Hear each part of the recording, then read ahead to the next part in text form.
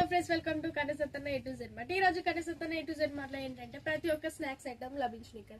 ఏంటంటే ఇప్పుడు మీరు ఇంటికాడ ఉన్నప్పుడు మీకు బోర్ కొడుతుండొచ్చు, ఫోన్ చూస్తున్నప్పుడు బోర్ కొడుతుండొచ్చు.